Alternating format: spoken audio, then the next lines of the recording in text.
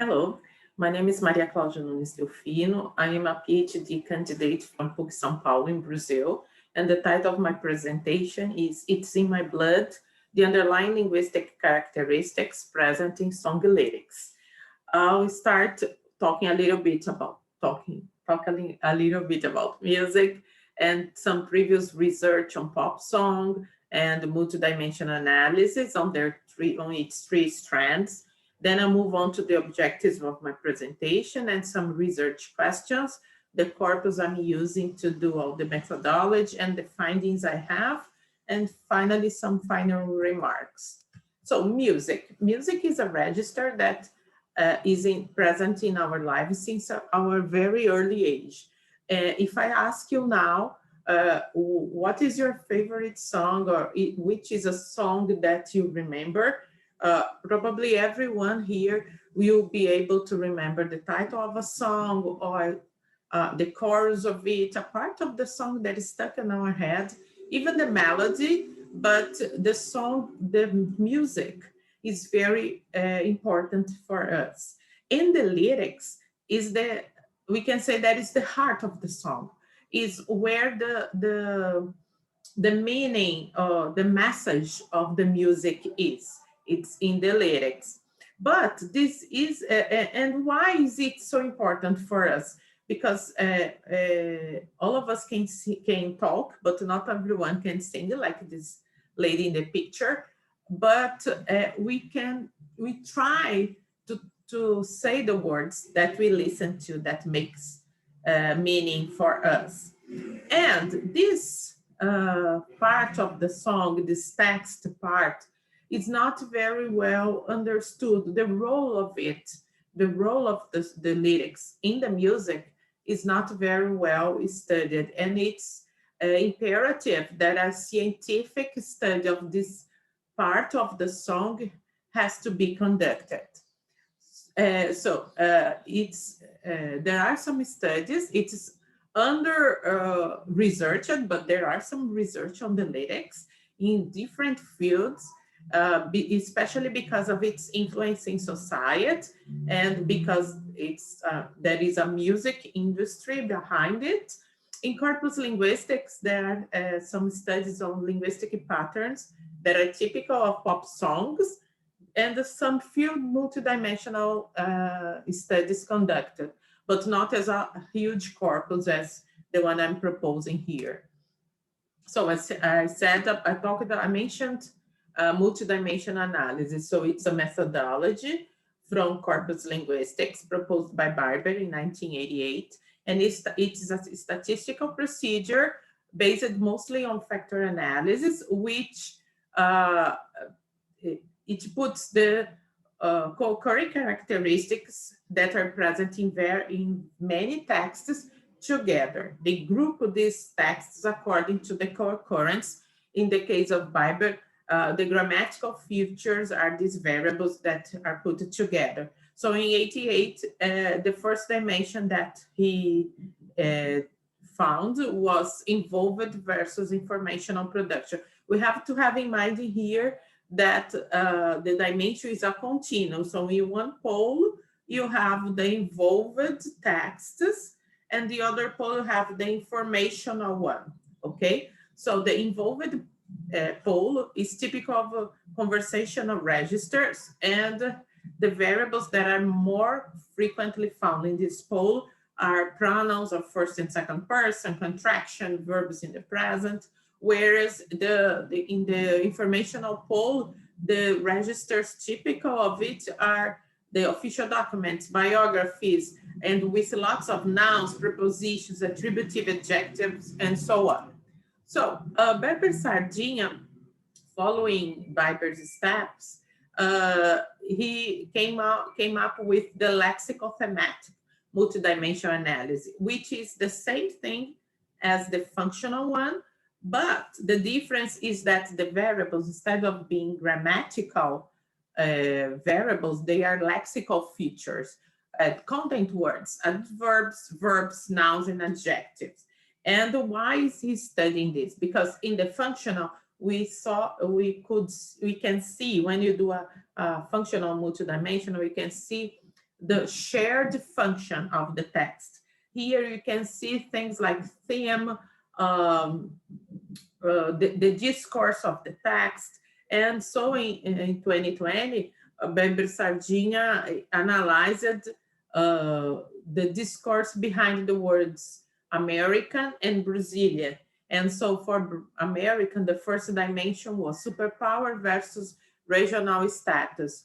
And you can see that in superpower, words such as business, oil, industry, interests were common. Whereas in the regional status, the words that emerged were civil versus seaman and idea. So now Berber, Sardinha, and Delfino are following also the same steps of a regular multidimensional analysis. They are doing the semantic strand. What is the semantic strand? We take the semantic fields as variable. So the functional has the grammar variables, the lexical has the words, and the semantic has the semantic fields. And their dimension one for the pilot study was society, emotions, and actions with semantic fields such as anatomy and physiology, health and disease, and so on. So having said what the multidimensional analysis is, and why is it important for my presentation, for my work? Because my objective is to identify these dimensions in the grammatical functional, the lexical thematic, and the semantic perspective, but I want to see these variations present in song lyrics in the last 100 years. And my questions are, what are the grammatical, functional, lexical, thematic, and semantic dimensions of variation over the last 100 years? And why do I want to know this? Because I want to know the variation throughout the music in the last century. So for that, the corpus I'm using is the Collie, which was extracted from the website lyrics.com with songs from exactly 1913 to 2018, which totals more than 200,000 texts, 200,000 lyrics, 164,000 types, and 103 million tokens. So the steps for a multidimensional analysis. The multidimensional analysis has these three parts: the corpus processing, and then we go to two factorial analysis. As I mentioned before, multidimensional analysis based on factor analysis. So we have two. The first one for us to have the number of factors that will turn out in the dimensions in the second for factor analysis. The difference between them, as I said, is in the tagging. In the beginning, the corpus processing, where if I want to study the grammatical features, the tagger I used was Viber tagger.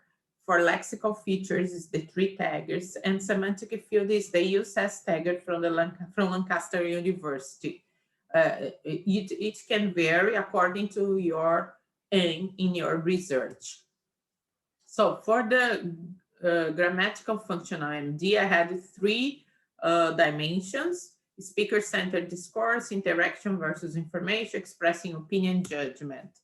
So for the first dimension, the speaker-centered discourse, I took this the song that represented this dimension is Blue from Yves Plume from 1993. And we can see some characteristics such as private verb, and pronouns, lots of pronouns. So centered in I, my, centered in the person who is speaking.